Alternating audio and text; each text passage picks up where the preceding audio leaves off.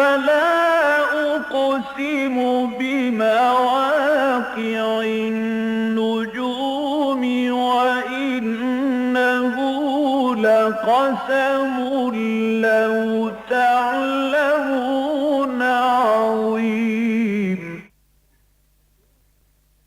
إنه لقرآن كريم في كتاب مكنون لا يمسه إلا المطهرون تنزيل من رب العالمين.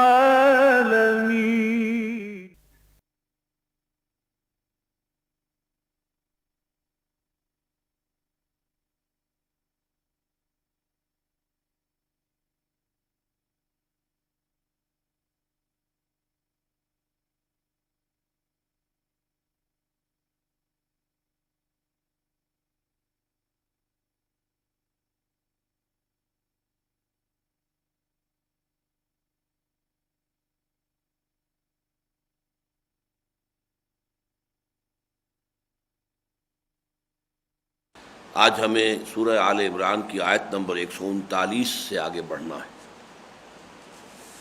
اعوذ باللہ من الشیطان الرجیم، بسم اللہ الرحمن الرحیم۔ ولا تہنوا ولا تحزنوا وانتم الاعلون ان کنتم مؤمنین ان یمسسکم قرح فقد مس القوم قرح مثلہ وتلک الایام نداولها بین الناس وَلِيَعْلَمَ اللَّهُ الَّذِينَ آمَنُوا وَيَتَّخِذَ مِنكُمْ شُهَدَاءَ وَاللَّهُ لَا يُحِبُّ الظَّالِمِينَ وَلِيُمَحِّصَ اللَّهُ الَّذِينَ آمَنُوا وَيَمْحَقَ الْكَافِرِينَ أَمْ حَسِبْتُمْ أَن تَدْخُلُوا الْجَنَّةَ وَلَمَّا يَعْلَمِ اللَّهُ الَّذِينَ جَاهَدُوا مِنكُمْ وَيَعْلَمَ الصَّابِرِينَ وَلَقَدْ كُنتُمْ تَمَنَّوْنَ الْمَوْتَ مِن قَبْلِ أَن تَلْقَوْهُ فقد رأيتموه وأنتم تنظرون صدق اللہ العظیم۔ رب اشرح لي صدری ویسر لي امری واحلل عقدۃ من لسانی یفقہوا قولی۔ اس 14ویں رکوع کی جو یہ آیات بقیہ رہ گئی تھیں جو میں نے ابھی تلاوت کی ہیں، اور اس سے آگے جو 15واں رکوع ہے اس کی بھی 5 آیات، یہ 10 آیات مسلمانوں کی دلجوئی کے لیے نازل ہوئی ہے۔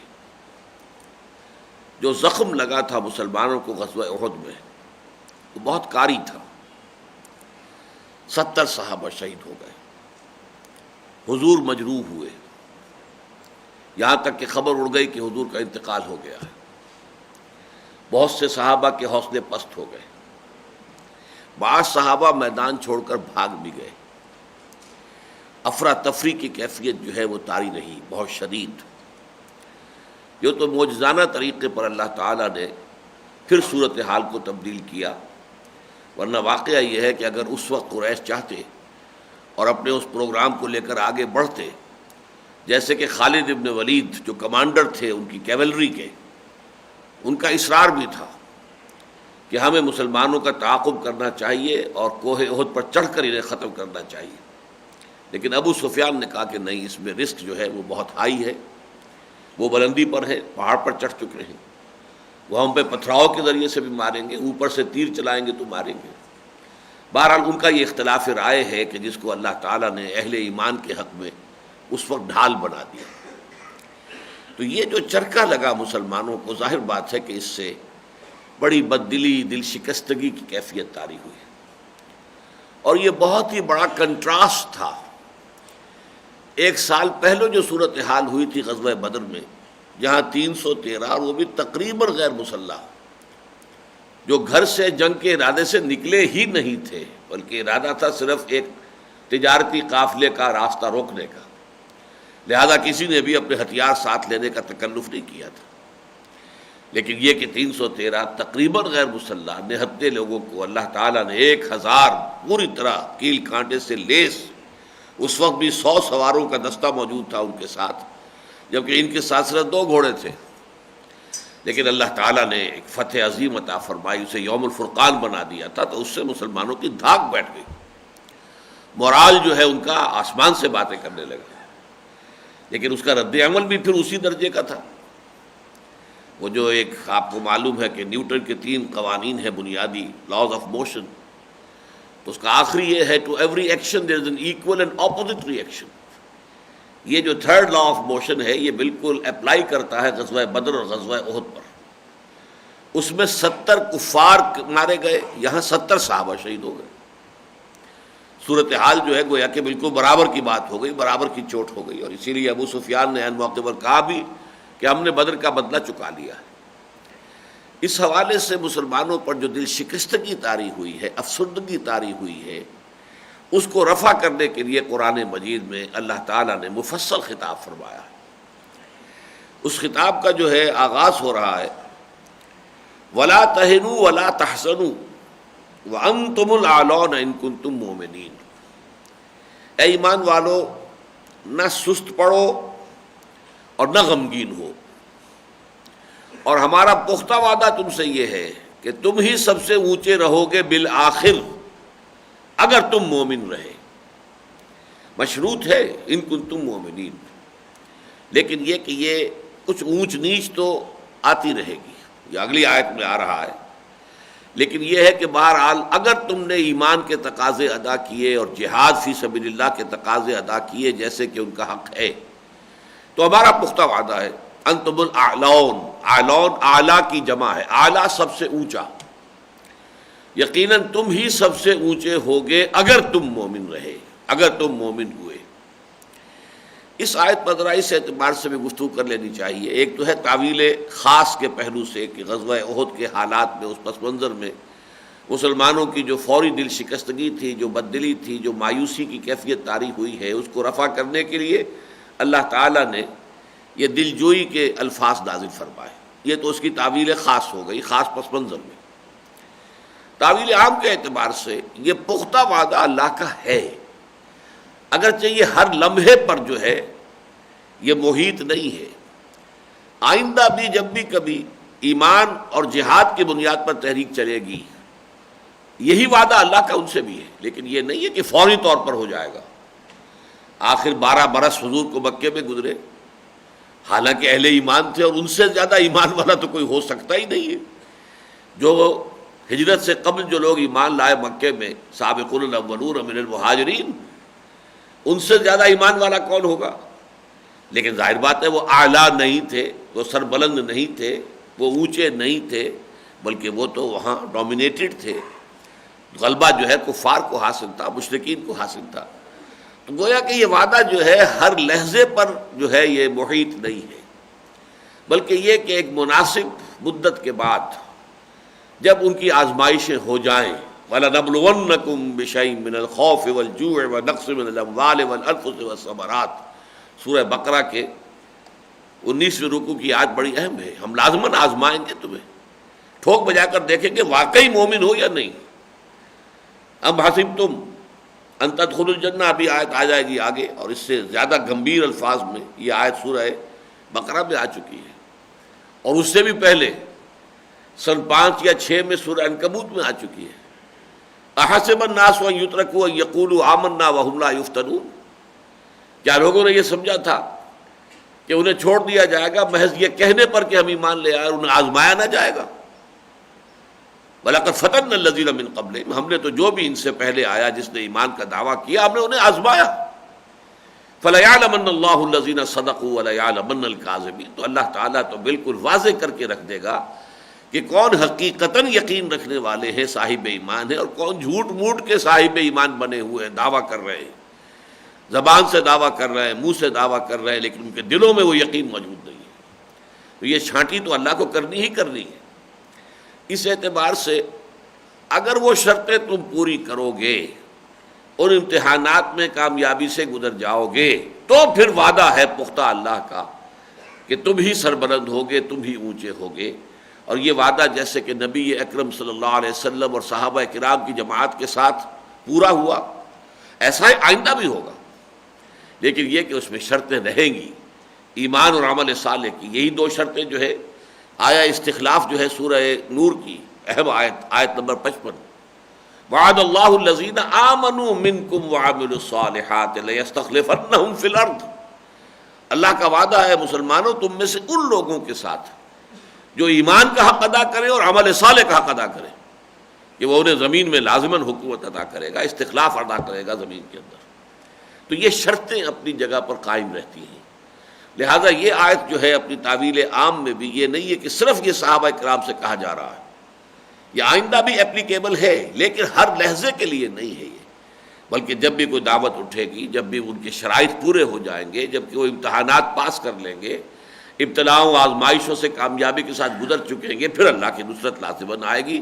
وَلَا تَهِنُوا وَلَا تَحْزَنُوا وَأَنْتُمُ الْأَعْلَوْنَ إِن كُنتُم مُؤْمِنِينَ، اور ہرگز نہ سست پڑو، نہ ڈھیلے پڑو، اور نہ ہی کوئی غم و اندوہ کو اپنے قریب آنے دو، اور یقیناً اللہ کا وعدہ تم سے یہ ہے کہ تم ہی سربلند ہوگے، تم ہی سب سے اونچے ہوگے، بشرطے کہ تم مومن ہوئے اور مومن رہے، اور تم نے ثابت کر دیا کہ واقعتاً تم مومن صادق ہو، تمہارے دل میں یقین موجود ہے، صرف یہ لپ سروس نہیں ہے، یہ صرف اقرار باللسان نہیں ہے، بلکہ یہ کہ واقعتاً ایک یقین کے ساتھ، یقین کی کیفیت کے ساتھ یہ تمہارے دلوں میں ایمان راسخ ہو چکا ہے۔ ویسے یہ کہ غزوہ احد میں جو کچھ پیش آیا ہے، اندازہ ایسا ہوتا ہے کہ اس کا چاہے ڈیٹیلڈ جو ہے پورا علم اللہ نے حضور کو نہ دیا ہو کہ کیا ہونے والا ہے، لیکن اندازہ حضور کو ہو گیا تھا، اس لیے کہ جب وہ مشورہ ہوا تھا کہ آیا ہم دفاع کریں مدینے میں محصور ہو کر یا کھلے میدان میں جا کر مقابلہ کریں، تو حضور کی اپنی رائے بھی یہی تھی کہ مدینے میں محصور ہو کر دفاع کرنا چاہیے، لیکن کچھ جو بہت جوشیلے مسلمان تھے، اور خاص طور پر وہ جو غزوہ بدر سے محروم رہ گئے تھے، بہت بڑی سعادت ہے، بدری صحابی ہونا بہت اونچا مقام ہے، اس حوالے سے یوں سمجھیے کہ عشرہ مبشرہ کے بعد جو ہے سیڑھی وہ بدری صحابہ کی ہے، پھر آتے ہیں وہ جنہوں نے کہ بیعت رضوان کی ہے، وہ 1400 یا 1800 افراد، تو یہ جو درجہ ہے حاصل ہونے سے جو محروم رہ گئے تھے، تو ان کو بڑی حسرت تھی، ان کو کھلے میدان میں جا کر مقابلہ کریں گے، اور ہمیں تو شہادت کی موت چاہیے، ہمیں فتح شکست سے کوئی سروکار نہیں ہے۔ لہذا حضور نے فیصلہ ان کی رائے کو، ان کے جذبات کو مد نظر رکھتے ہوئے اپنی رائے پر ان کے رائے کو ترجیح دے دی، لیکن پھر جب آپ اپنے حجرے سے برآمد ہوئے تو آپ نے 2 زرہیں پہنی ہوئی تھی، اس سے ماتھا ٹھنک گیا صحابہ کا کہ مسئلہ کچھ غیر معمولی ہے، یہ آپ کی عام جو ہے عادت نہیں ہے۔ اور واقعہ یہ کہ سوچئے کہ اس کے بعد جو تلوار کا وار آپ پر پڑا تھا، جس سے کہ آپ کے خود کی 2 کڑیاں گھس گئی ہیں آپ کے رخسار مبارک کی کھڈی کے اندر، اس طور سے پیوست ہو گئی ہیں کہ انہیں کھینچنے کی کوشش کی گئی دانتوں سے پکڑ کر، تو دانت نکل گئے۔ اگر یہ خود نہ ہوتا تو یہ تلوار کا وار کس قدر کارگر ہوتا۔ تو معلوم ایسا ہوتا ہے کہ اندازہ تو حضور کو ہو گیا تھا صلی اللہ علیہ وسلم، اسی لیے آپ نے یہ احتیاط کیا۔ بلکہ اس سے بھی آگے بڑھ کر میں آج غور کر رہا تھا، جو ابتدائی میں نے خطاب کیا تھا آپ سے، کہ جس میں کہ میں نے جنگ احد کے کچھ حالات اجمالاً بیان کر دیے تھے، اس میں نے جو فوج کشی کا حضور نے پلان اختیار کیا وہ بھی بہت غیر معمولی تھا۔ اس کی بھی حکمت یہی سمجھ میں آتی ہے کہ حضور کو اندازہ تھا کہ اب کیا ہونے والا ہے۔ ظاہر بات ہے، نبی چاہیے کہ کل غیب کا علم اس سے نہیں ہوتا، لیکن نبی تو نبی ہے، اللہ تعالیٰ مطلع کرتا ہے، اللہ تعالیٰ جس حد تک چاہتا ہے اپنے نبی کو وحی کے ذریعے سے حالات پر جو آنے والے حالات ہیں مطلع فرما دیتا ہے۔ حضور نے قیامت تک کے حالات کی پیشن گوئیاں کی ہیں، تو یہ ساری چیزیں جو ہیں یہ علم غیب اس معنی میں نہیں ہے کہ کل کا کل علم غیب جو ہے نبی کو حاصل ہوتا ہے، لیکن غیب میں سے کچھ حصہ ملتا ہے تبھی تو نبی بنتا ہے، ورنہ عام آدمی میں اور نبی میں فرق کیا ہے۔ تو اب دیکھیے، میں نے آپ کو بتایا تھا کہ قریش جب آ کر جو خیمہ زن ہوئے، انہوں نے اپنا پڑاؤ بنایا، تو اس طور سے کہ ان کے شمال میں احد ہے، اور پھر کچھ خالی جگہ چھوڑ کر، اور پھر جنوب میں جو ہے مدینہ منورہ ہے، تو فیس کر رہے ہیں مدینہ منورہ کو، یہ انہوں نے اپنا پڑاؤ بنا لیا۔ اب عام آدمی، اگر میں یا آپ بھی ہوتے اس وقت، تو یہ سوچتے کہ حضور جب آئے مدینے سے نکل کر، تو قریش کے سامنے جو ہے سفارہ ہونا چاہیے تھا، تاکہ مدینہ آپ کی پشت پر رہتا، کوئی مدد آ سکتی ہے، کوئی رسد آ سکتی ہے، تو وہ تو مدینے سے آ سکتی ہے نا۔ حضور نے بالکل برعکس معاملہ اختیار کیا، کنی کترا کر گئے ہیں، اور قریش کے پیچھے جا کر، قریش کے اور احد کے درمیان جا کر اپنی صف بندی کی ہے۔ لیکن یہ کہ اس کا نتیجہ کیا نکلا کہ غزوہ احد پشت پر آ گیا، حالانکہ مدینے کے اور مسلمانوں کے مابین تو لشکر کفار حائل ہے، ان کے مسلمانوں کے جنوب میں لشکر کفار، پھر اس کے جنوب میں مدینہ.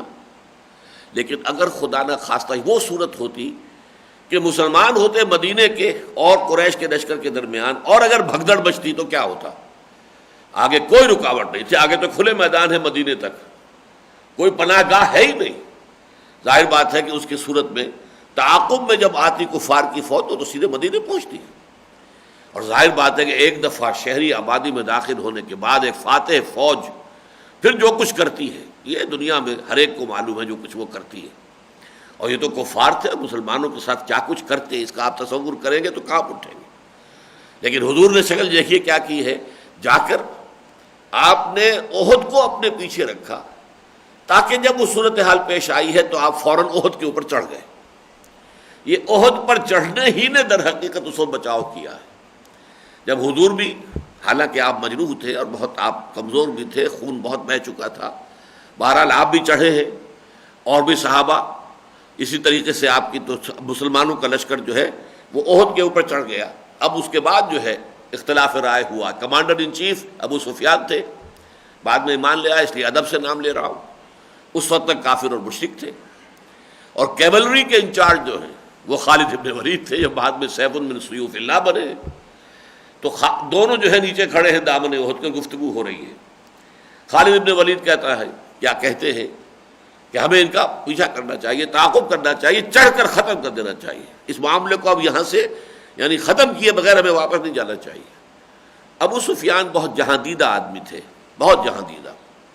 انہوں نے کہا نہیں، the risk is too high, اس میں اندیشہ بہت ہے، وہ اوپر ہے، بلندی پر ہے، وہ تو پتھراؤ بھی کریں گے تو بہت مؤثر ہو جائے گا. اور پھر یہ کہ اوپر سے تیر اندازی کریں گے تو بہت کیجولٹیز ہو جائیں گی. بس ہم نے جو بدر کا بدلہ لینا تھا وہ لے لیا، اب یہ ہے کہ اس کے بعد آئندہ پھر کبھی دیکھیں گے. چنانچہ وہاں سے وہ واپس آ گئے. ورنہ واقعہ یہ کہ اس وقت مسلمان بہت دل شکستگی کے عالم میں تھے. اور آپ کو معلوم ہے بہت سے حضرات نے، حضرت عمر رضی اللہ تعالیٰ عنہ نے بھی تلوار پھینک دی تھی. جب یہ خبر ان تک پہنچی ہے کہ حضور جو ہے شہید ہو گئے تو انہوں نے تلوار پھینک دی کہ اب حضور کے بعد لڑنا کاہے کے لیے. لیکن بعض صحابہ کا معاملہ یہ رہا کہ اگر جس مقصد کے لیے حضور نے جان دے دی، اگر واقعی جان دے دی ہے تو ہم سب کو اب زندہ رہ کے کیا لینا ہے، اب ہمیں بھی اپنی جانیں اسی کام کے لیے دینی. تو یہ تو مختلف طرز عمل ہوتے ہیں. بعض حضرات زیادہ جذباتی ہوتے ہیں، بعض حضرات زیادہ حقیقت اور واقعیت پسند ہوتے ہیں. اس حوالے سے طرز عمل تھا. لیکن یہ کہ اس میں کوئی شک نہیں کہ انتشار عمومی ہو گیا تھا اور بھگدڑ بچی تھی. اور وہ بہت بڑی غلطی کہ جو وہاں پر 50 تیر انداز مقرر کیے گئے تھے، حضرت عبداللہ ابن جبیر بن نعمان انصاری دوسی بدری، یہ بدری تھے صحابی، ان کی سرکردگی میں، تو وہاں وہ 50 میں سے 35 یا 40 نے ان کی نافرمانی کی اور وہ مورچہ چھوڑ دیا. اور وہاں سے پھر خالد بن ولید جو ہے وہ اپنے رسالے کو لے کر ٹوٹ پڑا بیک سے. اور اس میں اب چکی کے 2 پارٹوں کے درمیان مسلمانوں کا لشکر آ گیا کہ ایک طرف جنوب میں ان کے جو ہے وہ کفار کا لشکر ہے جس کا کہ وہ پیچھا کر رہے تھے، وہ بھاگ رہے تھے اور یہ پیچھا کر رہے تھے. لیکن اب ان کی پشت کی طرف سے جو ہے وہ خالد ابن ولید کا رسالہ جو ہے وہ حملہ آور ہو گیا.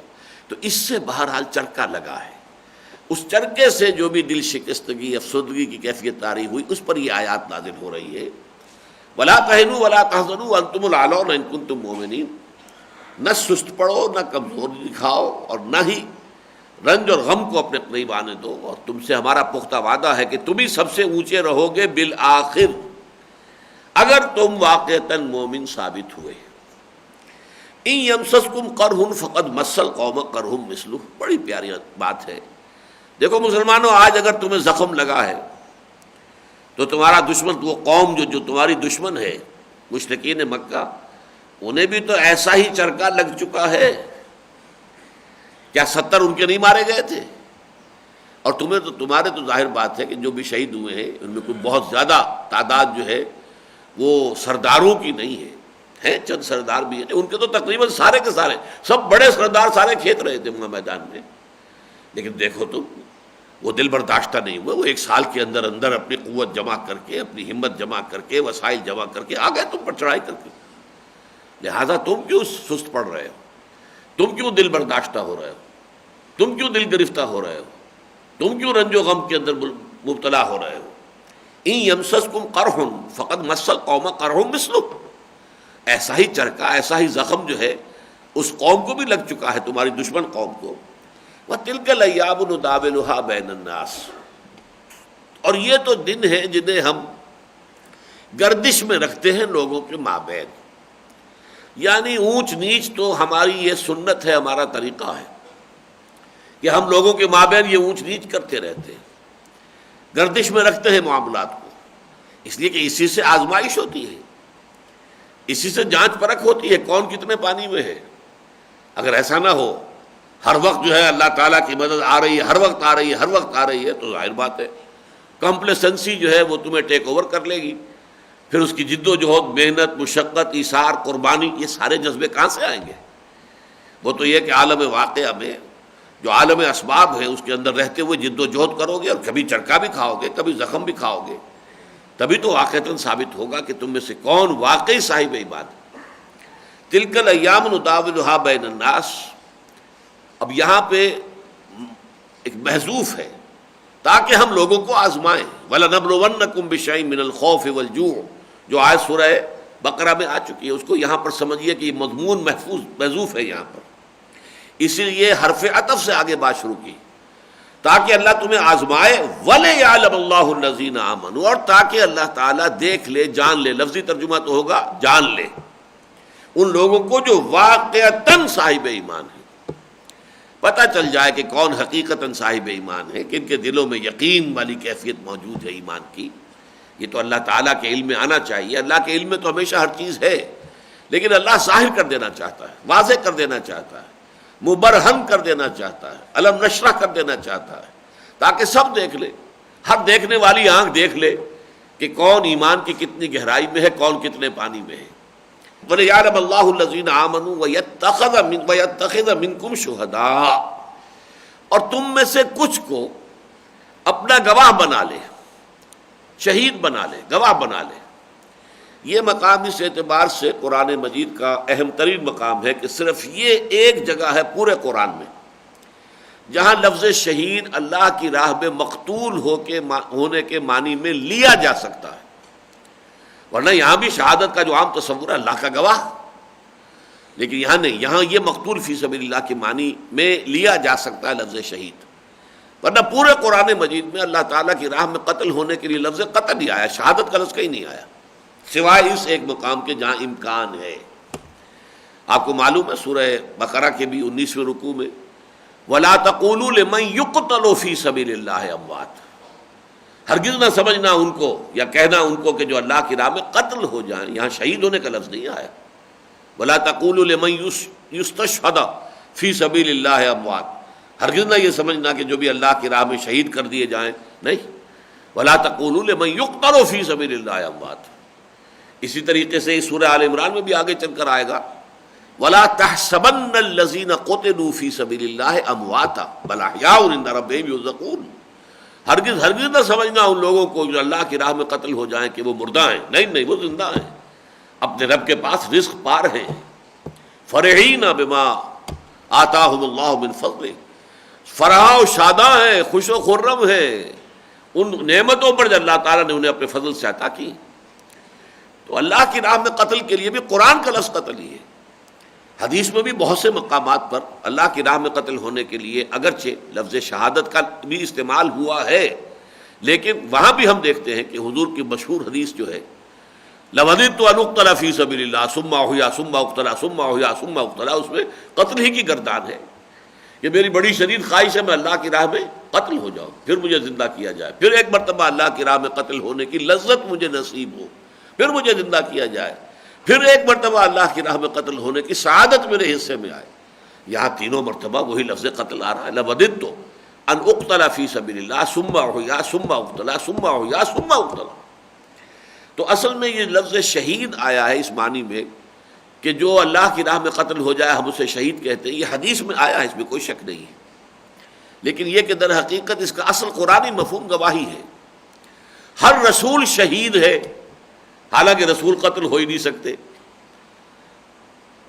فَكَيْفَ إِذَا جِئْنَا مِنْ كُلِّ أُمَّةٍ بِشَهِيدٍ وَجِئْنَا بِكَ عَلَىٰ هَٰؤُلَاءِ شَهِيدًا، حضور بھی شہید ہے، حالانکہ حضور اللہ کی راہ میں قتل ہو سکتے ہی نہیں ہے شدید ترین خواہش کے باوجود، لوددت ان اقتل فی سبیل اللہ ثم احیا ثم اقتل ثم احیا ثم اقتل، لیکن حضور کی یہ خواہش اس لیے پوری نہیں ہو سکتی کہ اللہ کا یہ مستقل قانون ہے، وَلَقَدْ سَبَقَتْ كَلِمَتُنَا لِعِبَادِنَا الْمُرْسَلِينَ، ہمارے جو بندے رسول ہوتے ہیں ان کے بارے میں تو ہمارا فیصلہ بہت پہلے سے ہو چکا ہے، ان جندنا لهم الغالبون، وہ تو ظاہر بات ہے کہ ہمارا جو لشکر ہوگا رسول اور اس کے ساتھی وہ غالب آ کر رہیں گے، رسول قتل نہیں ہو سکتا۔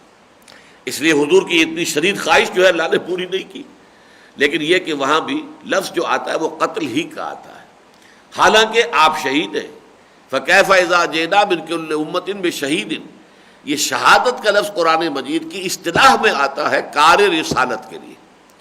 رسول کھڑے ہو کر گواہی دیتا ہے، اللہ میں گواہی دیتا ہوں اللہ کے سوا کوئی معبود نہیں، میں گواہی دیتا ہوں کہ میں اللہ کا رسول ہوں، پھر وہ اپنے قول سے اپنے عمل سے اللہ کے دین کی گواہی دیتا ہے، انفرادی سطح پر اپنی زندگی میں گواہی دیتا ہے عملاً یہ ہے اللہ کا دین، دیکھو میں عمل کر کے دکھا رہا ہوں۔ اور حضور پر جو تکمیل ہوئی رسالت کی وہ اس اعتبار سے کہ وہ اجتماعی نظام بھی قائم کر کے دکھا دیا، دیکھو یہ ہے وہ نظام جو اللہ نے مجھے عطا کیا، آؤ دیکھ لو، یہ گواہی ہے۔ دے تو بھی محمد کی صداقت کی گواہی، یہ گواہی دینا ہے، اشہد ان لا الہ الا اللہ واشہد ان محمد رسول اللہ، یہ تو اسلام میں داخلے کے لیے شاہدرہ ہے، گواہی دے کر تو آپ داخل ہوتے اسلام میں، یہ ہے گواہی۔ اور یہی گواہی دینا جو ہے پوری دنیا پر اب یہ امت مسلمہ کا فرض منصبی ہے۔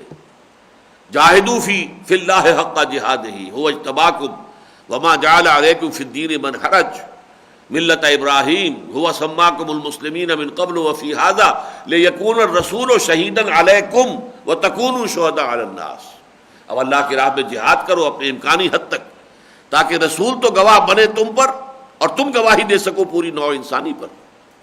یہ دنیا میں جو عملی اور قولی گواہی دی جاتی ہے اسلام کی، اللہ کے دین کی، اس کا ظہور جو آخرت میں ہوتا ہے وہ اس شکل میں ہوتا ہے کہ وقت کا رسول وہ گویا کہ پروزیکیوشن وٹنس کی حیثیت سے عدالت خداوندی میں کھڑا ہوگا، سرکاری گواہ کی حیثیت سے، اے اللہ تیرا جو پیغام مجھ تک آیا تھا میں نے ان تک پہنچا دیا تھا۔ دیکھیے ایک رسول اور ان کی امت سامنے ہے، نوح ہے اور جو اس وقت کے لوگ ان کے تھے ان کی امت جن کی طرف انہیں بھیجا گیا موجود ہے، اے اللہ تیرا جو پیغام آیا تھا میں نے انہیں پہنچا دیا تھا۔ تب ان سے پوچھا جائے گا تمہیں پہنچا دیا گیا تھا؟ جی پہنچا دیا گیا۔ پھر اس کے بعد گردنیں جھک جائیں گی، ولیکن حق القول، اب تو اللہ تعالیٰ کا فیصلہ ان پر ثابت ہو گیا، گویا کہ وہ مجرم ثابت ہوئے اور ان کے اوپر اللہ کے عذاب کا فیصلہ ہو گیا۔ قیل ادخلوا ابواب جہنم خالدین فیہا وبئس مثوى المتکبرین، اسی طریقے سے حضور کو بلایا جائے گا اور آپ کی وہ اس وقت کی جو امت ہے جس کو کہ براہ راست آپ نے دین پہنچایا ہے، ان پر گواہی لی جائے گی آپ سے، اور یہ گواہی جب حضور دیں گے اس کا جو نقشہ ہوگا اس کی وجہ سے حضور کی آنکھوں سے آنسو رواں ہو گئے تھے۔ یہ سورہ النساء کی آیت نمبر 41 ہے، اور یہ بڑا پیارا واقعہ ہے سیرت کا کہ حضور نے ایک مرتبہ حضرت عبداللہ ابن مسعود سے فرمائش کی کہ مجھے قرآن سناؤ۔ وہ کچھ جھجکے بھی کہ حضور میں آپ کو قرآن سناؤں، آپ پر تو قرآن نازل ہوا، آپ محبت قرآن ہیں، پھر آپ مجسم قرآن ہیں، آپ کو کیا قرآن سناؤں؟ فرمایا نہیں، مجھے دوسروں سے سن کر کچھ اور حظ اور کیفیت حاصل ہوتی ہے۔ لہٰذا انہوں نے پڑھنا شروع کر دیا سورہ نساء جو ہے آغاز سے۔ اب وہ نقشہ دیکھ لیجئے اپنے چشم تصور سے، صحابہ کرام تو بیٹھے ہوتے تھے حضور کی محفل میں تو گردنیں جھکا کر بیٹھتے تھے، اب یہ بھی پڑھ رہے ہیں تو گردن جھکائی ہوئی ہے۔ اب انہوں نے سورہ نساء شروع کی، جب 41ویں آیت پر آئے فَكَيْفَ إِذَا جِئْنَا مِن كُلِّ أُمَّةٍ بِشَهِيدٍ وَجِئْنَا بِكَ عَلَىٰ هَٰؤُلَاءِ شَهِيدًا، کیا ہوگا اس دن جب کہ ہم ہر امت کے خلاف ایک گواہ کھڑا کریں گے، اس کا جو رسول تھا اب وہ اس کے خلاف گواہی دے گا، اور اے نبی اے محمد آپ کو بلائیں گے گواہی دینے کے لیے اپنی اس امت کے خلاف۔ اس پر حضور کی آنکھوں سے آنسو رواں ہو گئے اور آپ نے کہا حسبک حسبک حسبک، بس کرو بس کرو۔ عبداللہ ابن مسعود رضی اللہ تعالیٰ عنہ نے آنکھ اٹھا کر دیکھا تو حضور کی آنکھوں سے آنسو بہ رہے تھے۔ یہ ہے شہادت کا اصل فلسفہ قرآن کا۔ البتہ یہ کہ جو شخص اس عمل میں جان دے دے، گویا کہ وہ فلی کوالیفائی کر گیا کہ وہ اللہ کا گواہ قرار دیا جائے، یہ گویا کہ آخری درجے کی کوالیفیکیشن ہے کہ اسے اللہ کا گواہ کہا جائے۔ اس معنی میں شہید جو ہے مقتول فی سبیل اللہ کے لیے اصطلاحاً پھر استعمال ہونا شروع ہو گیا، حدیث میں ہوا ہے، اور اس کے بعد ہمارے ہاں یہ اصطلاح اتنی عام ہو گئی کہ اب شہید کے معنی ہی وہ سمجھے جاتے ہیں۔ حالانکہ شہید تو اللہ کے دین کی گواہی دینا، شہادت یہ ہے، زبان سے دینا، عمل سے دینا، انفرادی سطح پر دینا، اجتماعی سطح پر دینے کی جد و جہد کرنا، تاکہ وہ نظام عملاً قائم کر کے دنیا کو دکھا دیا جائے کہ یہ ہے، دیکھ لو، یہ ہے دین اسلام، یہ ہے اللہ کی دی ہوئی ہدایت، یہ ہے رسول کی رحمت للعالمین کا سب سے بڑا مظہر، آؤ، یہ ہے شہادت۔ لیکن یہ مقام میں نے اس لیے یہ ساری وضاحت کی ہے، یہ واحد مقام ہے قرآن مجید میں جہاں یہاں شہادت اور شہید کے معنی جو ہے، شہداء کے معنی مقتول فی سبیل اللہ لینے کی گنجائش ہے، اگرچہ جو اس کا عام مفہوم ہے وہ بھی لیا جا سکتا ہے۔ وَيَتَّخِذَ مِنكُمْ شُهَدَاءَ، اللہ چاہتا تھا کہ تم میں سے کچھ لوگوں کو مرتبہ شہادت عطا کر دے، کچھ لوگوں کو اس خلعت سے نواز دے کہ واقعتاً انہوں نے اپنی جانیں دے دی اور گواہی جو ہے ثبت کر دی اپنے خون سے۔ شہادت بر وجود خود خون دوستاں خواہی، بڑے عجیب اشعار ہیں علامہ اقبال کے یہ۔ مقام بندگی دیگر، مقام عاشقی دیگر، ایک مقام بندگی ہے اور ایک ہے عشق، اللہ سے محبت کا مقام۔ زے نوری سجدہ می خواہی، زے خاکی بے شذا خواہی، اے اللہ تو نے جو نوری مخلوق پیدا کی ہے، فرشتے، اس سے تو سجدہ، تسبیح، نحن نسبح بحمدک ونقدس لک اور احکام کی تعمیل، بس یہی چاہیے نا۔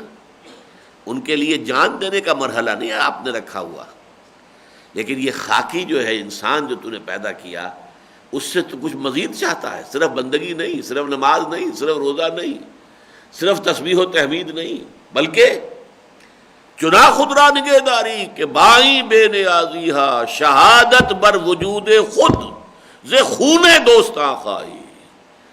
تجھے حالانکہ تو بے نیاز ہے، غنی ہے، غنی عن العالمین، تمام جہانوں سے بے نیاز، لیکن ان تمام جملہ بے نیازیوں کے باوصف تیری خواہش کیا ہے کہ تیرے بندے، تیرے محبت کرنے والے، تیرے مت والے، تیرے دیوانے اپنا خون دے کر گواہی دیں تیری ہستی پر، تیری توحید پر۔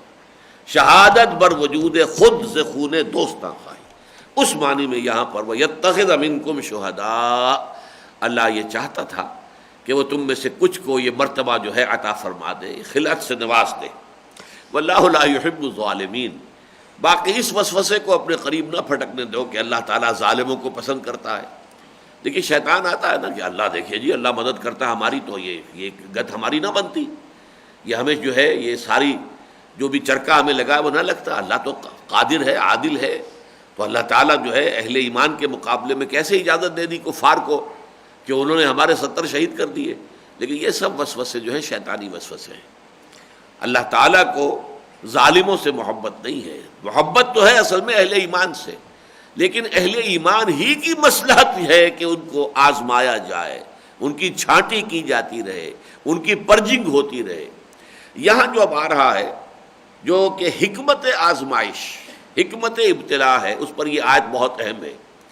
ویسے یہ مضمون مسلسل آئے گا، بار بار آئے گا اس سورہ آل عمران میں، اس لیے کہ واقعتاً یہ بہت بڑی آزمائش تھی، اگرچہ پوٹینشل آزمائش تو اس سے بہت بڑی تھی جو 2 سال کے بعد آنے والی تھی، جبکہ 12,000 کا لشکر آ کر گھیر کر پڑ گیا تھا مدینے کو، لیکن بالفعل اس کے اندر وہ نہیں ہوا کہ اتنے مسلمان جو ہیں وہ شہید ہو گئے ہوں، انہیں اپنی جانیں دینی پڑی ہوں۔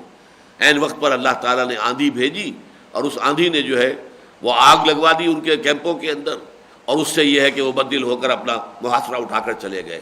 باقاعدہ جنگ کی تو نوبت آئی ہی نہیں، 1-2 مبارزتیں ہوئی ہیں، اللہ خیر صلی اللہ۔ تو یہ جو اتنا بڑا چرکا جو لگا ہے مسلمانوں کو، یہ تو جو جنگ میں ہے یہ غزوہ احد کا چرکا ہے، لہذا اس صورت میں آپ دیکھیں گے بار بار اس میں حکمت ہے، اس میں بھی خیر ہے۔ پہلی بات کیا ہے، اگر آزمائش نہ ہو، تکلیفیں نہ آئیں، مصیبتیں نہ آئیں، قربانیاں نہ دینی پڑے، تو سچے اور جھوٹے کا امتیاز کیسے ہوگا؟ نمبر 1، منافق اور مومن کے درمیان فرق کیسے قائم ہوگا؟ کیسے امتیاز کیا جائے گا کہ کون مومن ہے کون منافق؟ نمبر 1۔ نمبر 2 یہ کہ جو مومن ہے لیکن کچھ آلائش اس کو لگی ہوئی ہے، ظاہر بات ہے کہ غلبہ تو ایمان کا ہے اس میں، لیکن یہ کہ کچھ نہ کچھ کھوٹ بھی شامل ہے، اس کھوٹ کو صاف کرنا، پاک کرنا، جیسے اگر سونے میں کچھ کھوٹ ہے تو آپ پھر پگھلاتے ہیں اس کو بھٹی میں ڈال کر، تبھی تو اس سے کھوٹ علیحدہ ہوگا. لہذا یہ بھٹیوں میں ڈال کر کھوٹ علیحدہ کرنا بھی مقصود ہوتا ہے کہ واقعتاً جو صاحب ایمان ہے وہ بالکل زر خالص بن جائے، سونا خالص، کوئی کھوٹ نہ رہے. نمبر 3، اس سے بھی آگے بڑھ کر جن لوگوں کے اندر پوٹینشل جو ہے اعمال صالحہ کا جوہر موجود ہے، وہ جب تک اس طرح کے مرحلے نہیں آتے کیسے معلوم ہوگا کہ ان کے اندر کس قدر عظیمت تھی، ان کے اندر استقامت کتنی تھی، کیسے معلوم ہوگا؟ تو اللہ تعالیٰ چاہتا ہے کہ اہل ایمان میں سے جو لوگ واقعتاً بڑی باصلاحیت ہیں، ان کی صلاحیتیں نکھر کر لوگوں کے سامنے آ جائیں، ان کا مقام و مرتبہ لوگوں کے سامنے واضح ہو جائے، پتہ چل جائے ہو از ہو، کون کتنے پانی میں ہے. اس کو کہتے ہیں ابلا.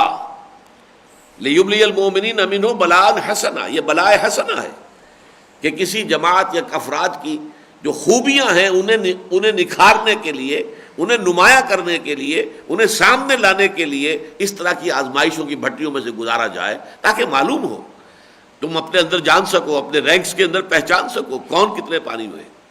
تو یہ متعدد مواقع پر اب یہ حکمتیں آئیں گی. یہاں الفاظ کیا ہیں؟ وَلَيُمَحِّصَ اللَّهُ الَّذِينَ آمَنُوا وَيَمْحَقَ الْكَافِرِينَ، تاکہ اللہ تعالیٰ چھانٹی کر لے اہل ایمان کی اور پھر کافروں کو تباہ کر دے، کافروں کو مٹا دے.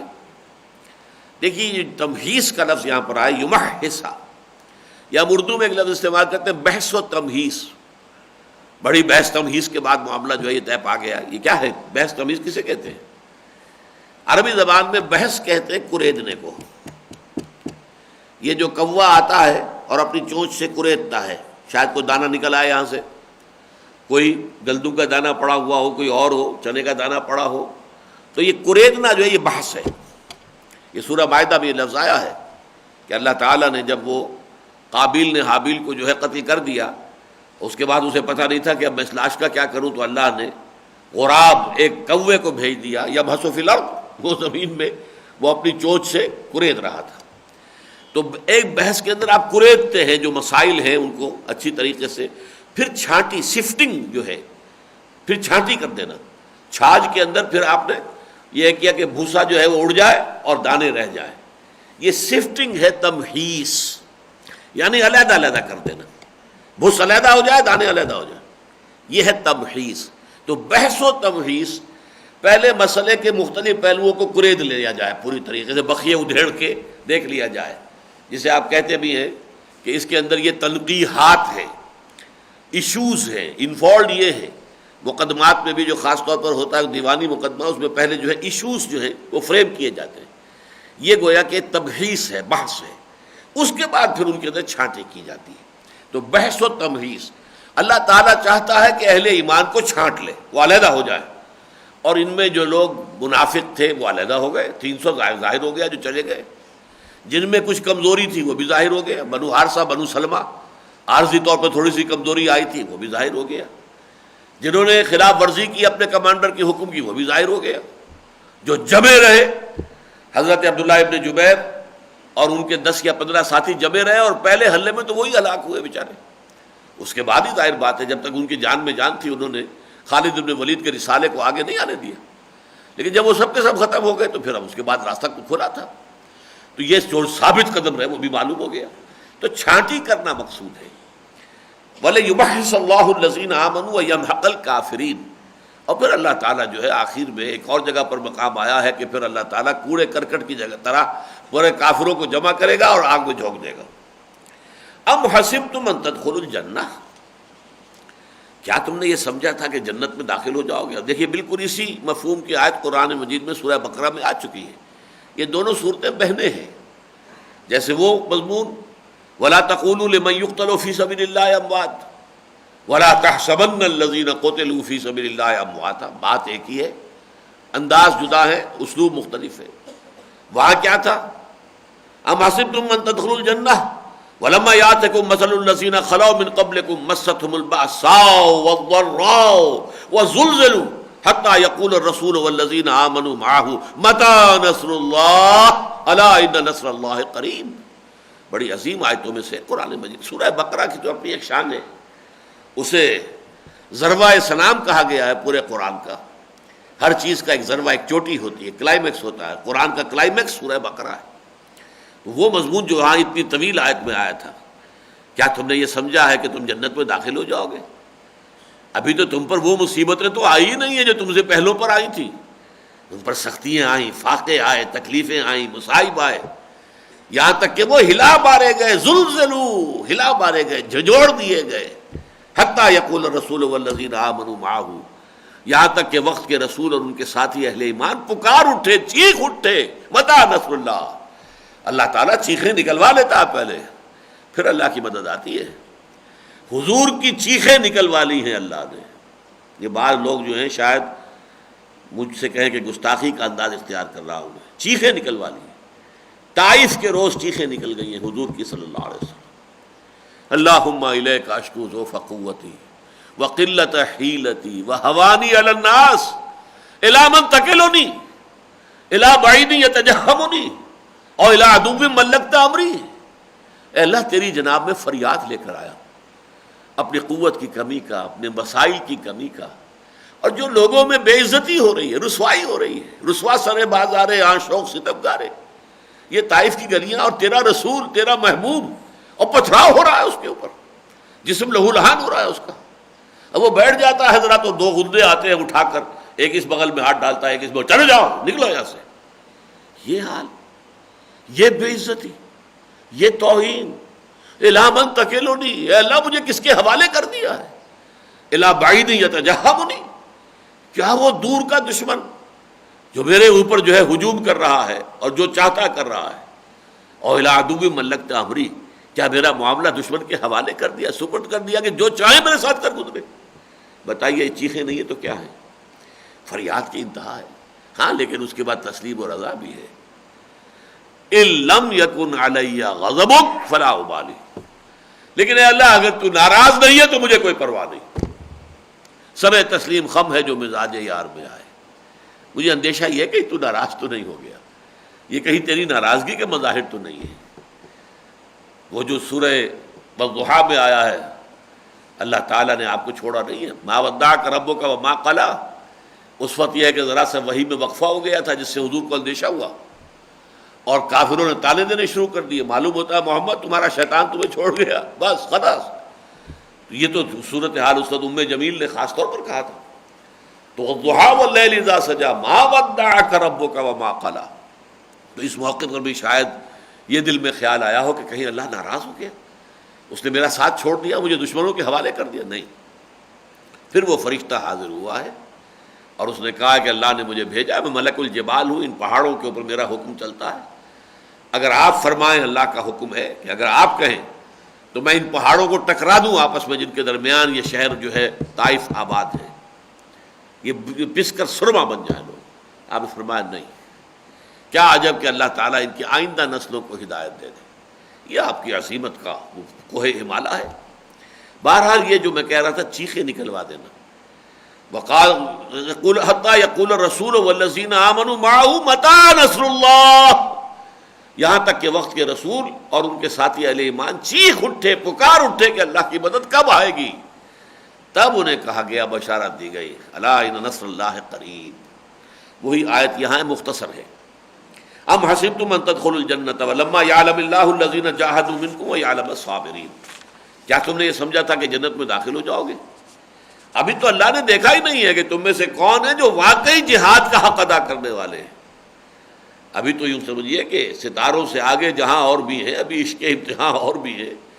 ابھی 2 سال کے بعد تو تمہاری جان جو ہے ہنسلی تک پہنچ جائے گی، اور تمہارے جو منافقین ہیں ان کے منہ پر ان کا نفاق آ جائے گا، چھپا ہوا جو دلوں میں تھا، اور وہ کہہ اٹھیں گے کہ ما وعدنا اللہ ورسولہ الا غرورا. ہمیں اللہ اور اس کے رسول نے جھوٹے وعدے کر کے اور سبز باغ دکھا کے بروا دیا. بہرحال ابھی تو وقت ایک سے ایک کڑا امتحان آنے والا ہے. ابھی تو اللہ نے دیکھا ہی نہیں ہے کہ کون تم میں سے واقعتاً جہاد کرنے والے ہیں. وَيَعْلَمَ الصَّابِرِينَ، اور اللہ جو ہے وہ تو پوری طرح واضح ہو جائے گا، اور ابھی تک اس نے یہ بات واضح نہیں کی ہے کہ کون ہے صبر کرنے والے. اب یہاں ذرا ایک جملہ جو ہے تھوڑا سا تعریض کا انداز ہے، خاص طور پر وہ جو لوگ بہت جوش کے ساتھ کہہ رہے تھے کہ ہمیں تو شہادت چاہیے.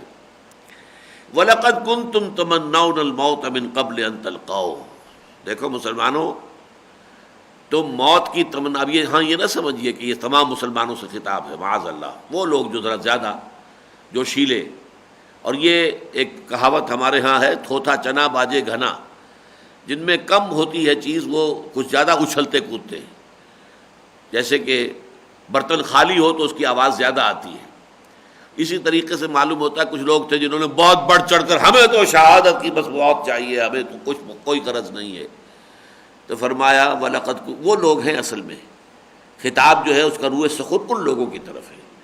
وَلَقَدْ كُنْتُمْ تَمَنَّوْنَ الْمَوْتَ مِنْ قَبْلِ أَنْ تَلْقَوْهُ، اور تم موت کی تمنائیں کر رہے تھے اس سے پہلے کہ اس سے ملاقات کرو۔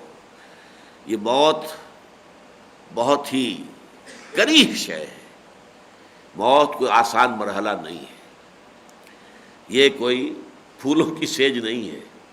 من قبل ان تلقاؤ، اس سے ملاقات سے قبل تو تمہاری بڑی آرزویں ہیں، اور تمہاری زبان پر آرزو شہادت اور ذوق شہادت اور جوش شہادت، شہادت ہے مطلوب و مقصود مومن، نہ مال غنیمت نہ کشور کشائی۔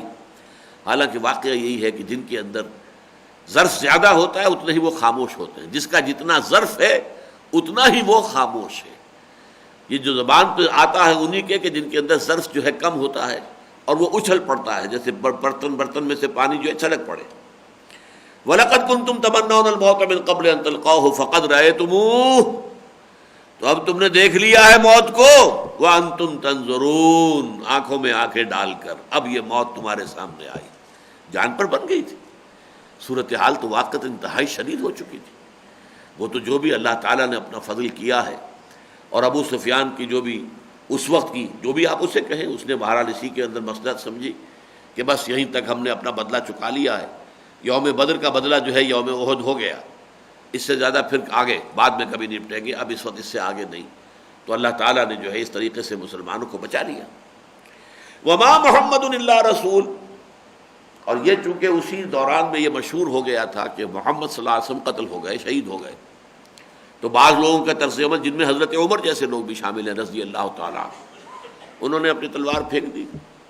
جب حضوری کا انتقال ہو گیا تو اب کیا فائدہ جنگ میں جاری رکھنے کا؟ حالانکہ بعض صحابہ نے اسی موقع پر کہا کہ اگر حضور کی جان دے دی ہے تو پھر ہم نے زندہ رہنے کا کیا فائدہ، پھر ہمیں بھی جان اسی مقصد کے لیے دے دینی چاہیے، اور زیادہ جوش و خروش کے ساتھ وہ آگے بڑھے۔ تو بہرحال مختلف جو ہے طبائع، ان کا جذباتی رد عمل مختلف ہو جاتا ہے۔ حضرت عمر، اس میں تو کوئی شک نہیں ہے کہ جذبات کا پہلو ان کی شخصیت میں غالب تھا۔ تو فرمایا وما محمد الا رسول، یہی حضرت عمر کی جذباتیت اس وقت ظاہر ہوئی جب حضور کا بالفعل انتقال ہوا ہے۔ اس وقت بھی حضرت عمر تلوار اپنی ننگی کر کے کھینچ کر میان سے بیٹھ گئے تھے، جو بھی حضور کا در مبارک تھا۔ کسی نے کہا کہ محمد کا انتقال ہو گیا تو گردن اڑا دوں گا۔ وہ تو حضرت ابو بکر پھر آئے ہیں اور سیدھے چلے گئے، اس لیے کہ بیٹی کا حجرہ تھا جس میں حضرت جو حضور صلی اللہ علیہ وسلم جو ہے ان کا انتقال ہوا حضرت عائشہ کے حجرے میں، تو وہاں تو کوئی رکاوٹ نہیں تھی، سیدھے گئے۔ آپ کے پیشانی پر سے، چہرے پر سے چادر ہٹائی، بوسہ دیا، پھر باہر آ کر کہا یہ آیت جو اب ہم پڑھ رہے ہیں، وما محمد الا رسول، اور کہا من کان یعبد محمدا فإن محمدا قد مات، جو شخص محمد کی بندگی اور عبادت کرتا تھا وہ سن لے محمد کا انتقال ہو گیا۔ ومن کان یعبد اللہ فإن اللہ حی لا یموت، اور جو کوئی بندگی اور اطاعت اور عبادت کرتا تھا اللہ کی، وہ مطمئن رہے کہ اللہ تعالی ہمیشہ زندہ رہنے والا ہے، جس پر کبھی موت طاری نہیں ہوگی۔ تو حضرت عمر نے اس وقت کہا کہ مجھے محسوس ہوا کہ یہ آیت اسی وقت نازل ہوئی ہے، یعنی ذہن سے اس وقت اس طرح اوجل ہو گئی تھی یہ آیت کہ اب جو حضرت ابو بکر نے کوٹ کی ہے تو انہوں نے محسوس کیا کہ جیسے شاید ابھی نازل ہوئی، وہ ہے یہ آیت وما محمد الا رسول، اور محمد کچھ نہیں ہے سوائے اس کے کہ اللہ کے ایک رسول ہے، قد خلت من قبلہ الرسل، ان سے پہلے بہت سے رسول گزر چکے، نوح سے لے کر محمد تک۔ ایک روایت کے مطابق علی صاحب الصلاۃ والسلام 313 رسول آئے، 1.25 لاکھ نبی آئے۔ وما محمد الا رسول قد خلت من قبلہ الرسل، ان سے پہلے بہت سے رسول گزر چکے. افہم ماتا و قتلا، تو کیا اگر وہ ان کا انتقال ہو جائے یا وہ قتل ہو جائے، یہاں پھر دیکھیے قتل کا لفظ قتل ہی آیا ہے، شہادت کا لفظ نہیں آیا. افہم ماتا و قتلا، کیا اگر وہ بالفرض ان کا انتقال ہو جائے، انتقال تو ہونا ہی ہونا ہے، یا قتل ہو جائے بالفرض، اگرچہ قتل وہ نہیں ہو سکتے، لیکن یہ کہ یہاں تو اصولی بات کی جا رہی ہے. افہم ماتا و قتلا انقلبتم علی اعقابکم، تو کیا تم اپنی ایڑیوں کے بل واپس لوٹ جاؤ گے کفر میں یا شرک میں یا اپنے آبائی دین میں؟ محمد کے انتقال کے ساتھ تمہارا تعلق ان کے لائے ہوئے دین سے بھی منقطع ہو جائے گا.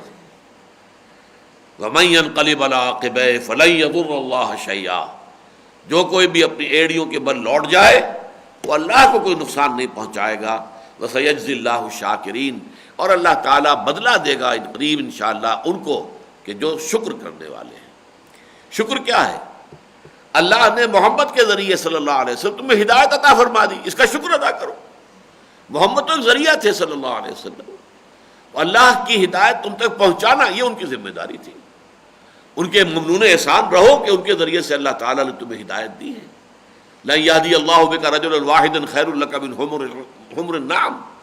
حضرت علی سے مخاطب ہو کر حضور نے فرمایا، اے علی تمہارے ذریعے سے اللہ تعالیٰ اگر کسی ایک شخص کو ہدایت دے دے تو وہ بھی تمہارے لیے سرخ اونٹوں سے بہت زیادہ قیمتی شے ہوگی.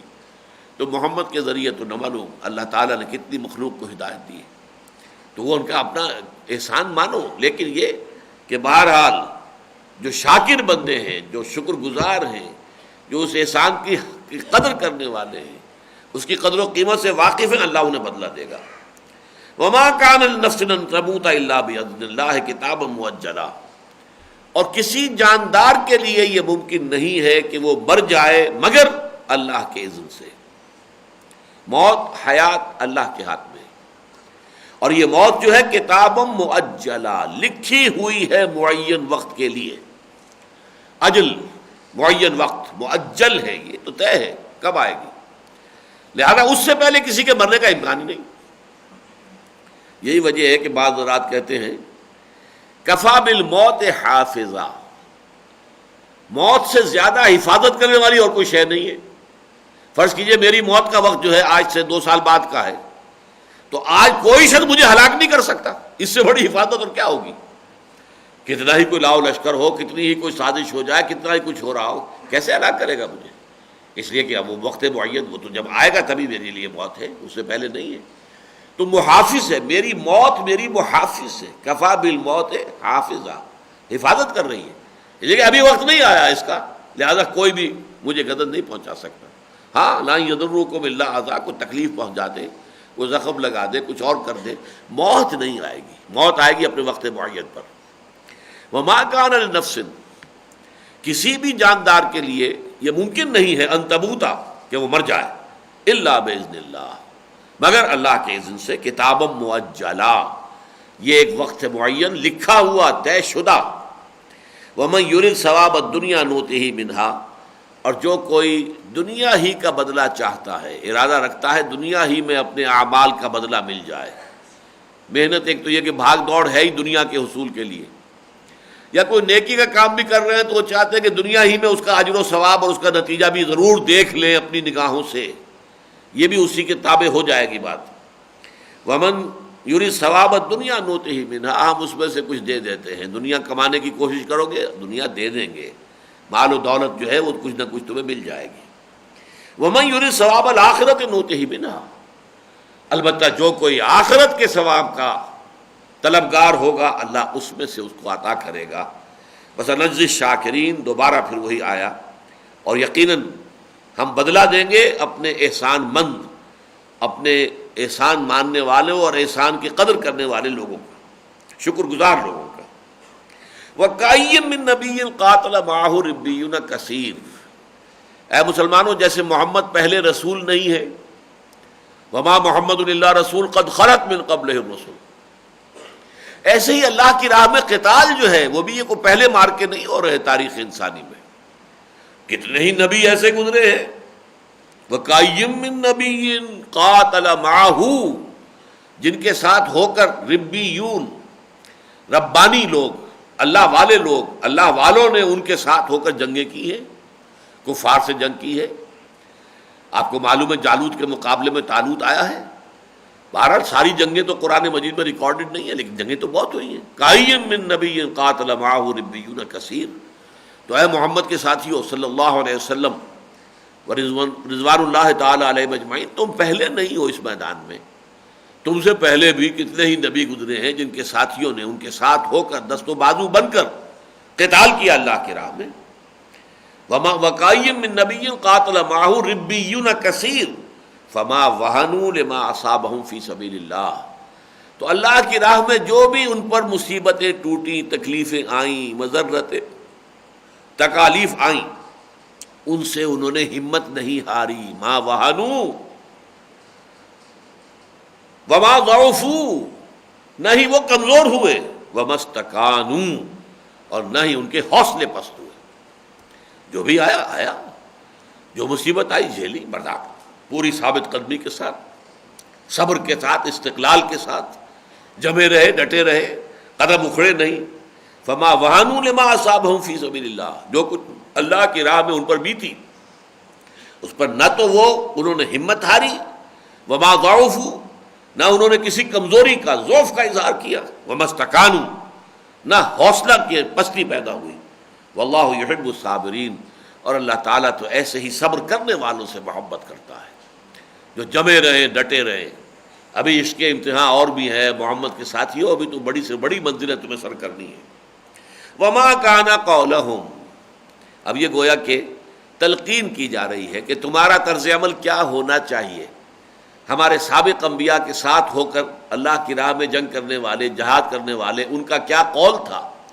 وہ جب بھی سامنے آتے تھے، جیسے کہ ہم پڑھ چکے ہیں اس سے پہلے سورہ بقرہ میں جب طالوت اور جالوت کی جنگ کا ذکر آیا ہے، تو اہل ایمان نے کیا دعا کی تھی اس وقت، وہی یہاں پر گویا کہ قول نقل ہو رہا ہے.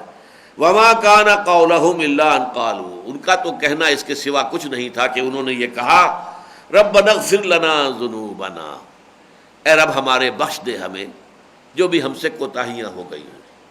ذنب کا اصل مفہوم کوتاہی ہے، جو کسی کا اخلاقی تقاضا ہے وہ پورا نہیں کر پا رہا، یہ ذنب ہے.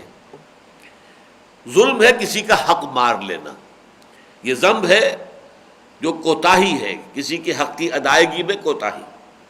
تو پروردگار جو بھی کوتاہیاں ہم سے ہو گئی ہوں، ہمارے جو گناہ ہیں انہیں بخش دے.